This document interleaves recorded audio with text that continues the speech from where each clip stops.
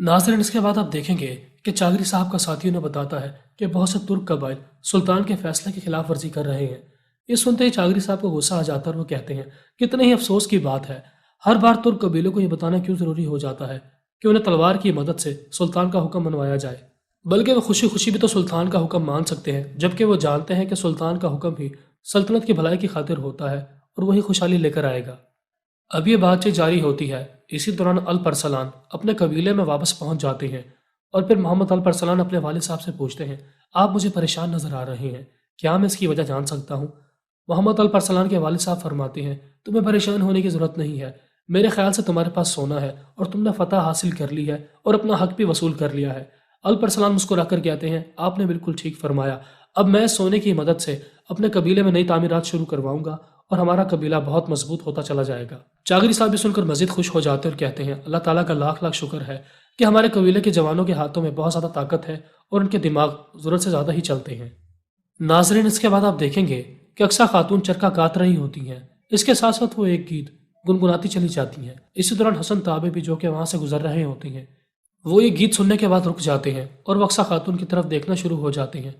वक्सा खातून से पूछते हैं, मेरी बेटी मुझे बताओ, तुमने ये गीत किससे सुना था? अक्सा खातून अपना काम छोड़कर हसन ताबे के पास आती है और कहती हैं, ये गीत मैंने वास्पा कुरान के इलाके में सुना था और शायद उसी इलाके में रहने वाले बहुत से तुर्क कैदी इसी गीत को गाना पसंद करते हैं। और फिर हसन ताबे अक्सर से पूछते हैं, क्या तुम्हें अपने वालिद साहब का चेहरा याद है?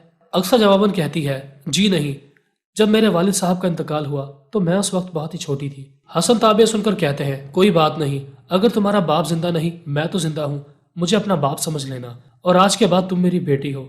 तुम्हें इस कबीले में कभी भी किसी चीज़ की ज़रूरत पड़े तो मुझे बता देना, वो चीज़ तुम्हारे कदमों में लाकर डाल दी जाएगी। दूसरी तरफ सुलेमान और उसकी बीवी खाना खाते हुए बातचीत कर रहे होते हैं। मुझे बहुत दुख हुआ कि अम्मी जान ने तुम्हें थप्पड़ मारा। काराजा जवाबन कहती है, थप्पड़ मुझे लगा है और दुख आपको हुआ है, मैं बात नहीं समझी। सुलेमानी सुनकर कहते हैं, तुमने मेरे वालिद साहब के साथ बदतमीजी से बात की, इसी वजह से तुम्हें थप्पड़ मारा गया। मुझे दुख हुआ कि तुमने मेरे वालिद साहब के साथ बहुत ही बुरे तरीके से बात की। कारजा ये बात सुनते ही रोना शुरू कर देती है और नाटक करते हुए कहती है, क्या मैं आपके वालिद साहब से बदतमीजी के लहजे में बात कर सकती हूँ? कभी भी नहीं, मैंने आज तक किसी के साथ कबीले में बेदबी से बात नहीं की। तुम ये बात जानते हो, लेकिन चागरी साहब और तुम तमाम लोग उसी लड़की की बातों पर भरोसा करते हो जो कि चंद दिन पहले ही हमारे कबीले में आई है। अगर तुम्हें मेरा भरोसा नहीं करना तो ना करो, मैं इस खैमे से खुद ही चली जाती हूँ, क्योंकि तुमसे अच्छा तो तुम्हारा भाई अल परसलान है, जो वो बात करता है उसे पूरा भी करता है। दूसरी तरफ चागरी साहब के खैमे में उनकी बेटी शहवार खातून, जो कि गजनी के सुल्तान की बीवी होती हैं, और मोहम्मद अल परसलान आपस में बातचीत कर रहे होते हैं। मोहम्मद अल परसलान शहवार खातून से कहते हैं, बात सीधी है मेरी बहन, मैं अमीर बौजान पर भरोसा नहीं कर सकता। तुम्हारे भाइयों पर हमले करवाने वाला वही शख्स है, और जहाँ तक मेरा ख्याल है उसका असली मकसद तुम्हारे शौहर को कत्ल करने के बाद उसकी कुर्सी पर बैठना है। लिहाजा हमें मिलकर कोई ऐसा मंसूबा बनाना होगा जिसकी वजह से अमीर बौजान की असलियत सबके सामने आ जाए। मैं जानता हूँ कि मेरी बातों पर तुम्हें यकीन नहीं आ रहा, लेकिन हमारे पास असलियत जानने के अलावा कोई भी चारा नहीं है, क्योंकि मेरे तमाम सबूत अमीर बौजान की तरफ इशारा करते हैं कि वो एक गद्दार है। अब ये बातचीत जारी होती है। इसी दौरान कराचा खातून भी उस सरदारी खैमे के पास से गुजरती हैं तो वो सुनती हैं कि उनके भाई के बारे में बातचीत हो रही है। अचानक अंदर से मोहम्मद अल परसलान की आवाज़ आती है, अमीर बौजान एक गद्दार है, मैं उसकी गद्दारी को साबित करूंगी।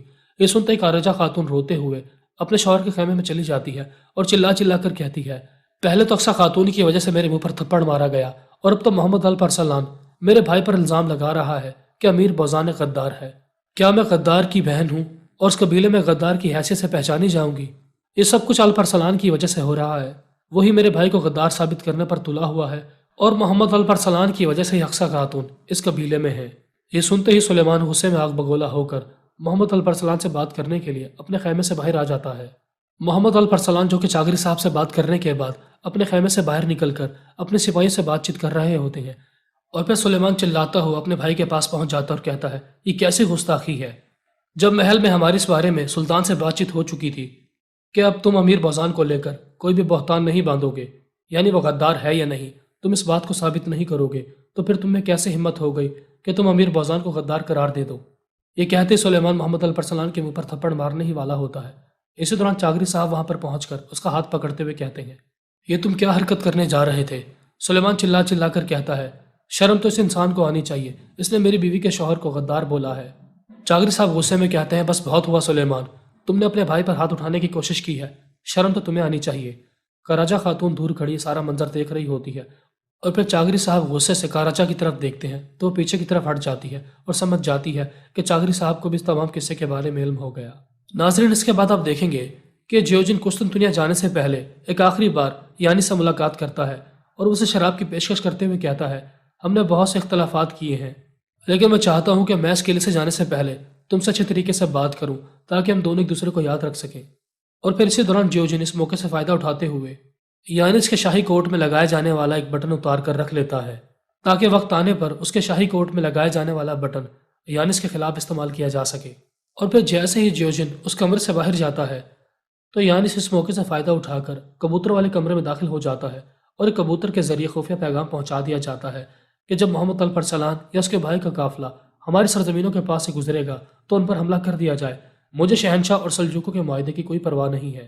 بالآخر کبوتر کی طرف سے بھیجا گیا خط امیر بوزان کو وصول ہو جاتا ہے اور پھر امیر بوزان جو کہ اسماعیلی فرقے کا سربراہ بھی ہوتا ہے وہ اپنے ساتھیوں سے کہتا ہے، آخرکار بازنطینی گورنر مجھ سے کیا چاہتا ہے، کیونکہ امیر بوزان یہ سمجھتا ہے کہ وہ خط یانس نے نہیں بلکہ بازنطینی گورنر نے خود بھیجا ہے۔